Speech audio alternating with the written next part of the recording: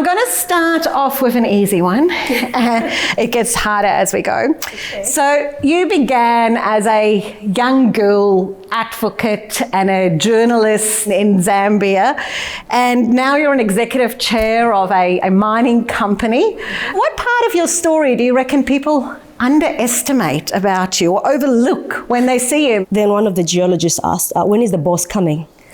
So I said, I am the boss. No, I mean like the man behind the company. I said, I am the man behind the company. So not only are you the man that runs the company, you also the queen that runs a country, right? A chiefdom. A chiefdom. Okay, I'm exaggerating. Tell us a little bit about how those two parts in your life intersect. What does it look like?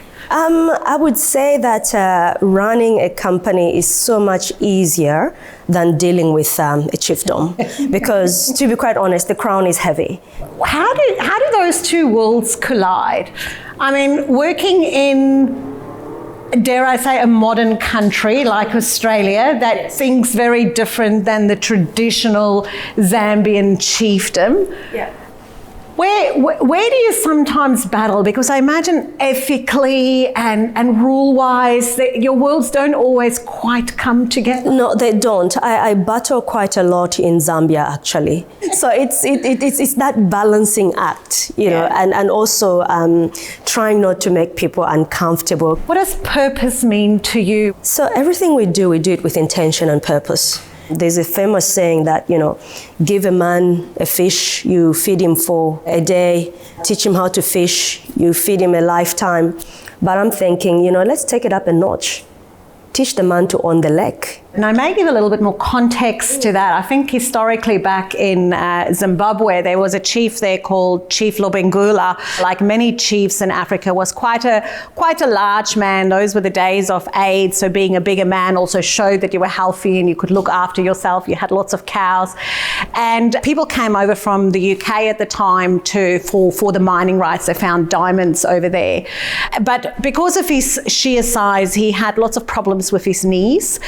And a lot of translation went a little bit sideways with deals where they ultimately supplied him with morphine for land rights. But for many African countries, the land rights is about letting your cows feed off the surface, but not dig into the ground, which is something completely different. And as a nation, they felt very cheated when these mines started. And you move between mining boardrooms, youth programs, royal duties. How do you stay grounded in your values and who you are? I think staying grounded, I think the kids, they're savages, oh my God. You're never royalty in your own house, right? Like, it just doesn't work. I can be anywhere, but I still have to remember, you know, the roots. Yeah, remember who I am, and that grounds me. Yeah. So what would that strong Nkandu voice say to young Nkandu that was an advocate, if you can give yourself some advice now as a teenager perhaps? I would say keep doing what you're doing. You're on the right path. Fierce and fabulous. What a fabulous title is that. Tell us a little bit more about it. No matter how much life hits you, you just go, this is not how it's going to end. I want to be known as the woman who did not give up. I love it. I love it. What a great way to end my questioning. Here it is. Who wants one? Let me hear some questions. Raylene, Courageous Women is so amazing that you just have to be brave enough to step up and ask a question and you can win a prize. And Nkandu's given us one of these to give away as a prize. So there you go. Oh, thank you. And I'm sure if you play your cards right, you may get it signed by the author.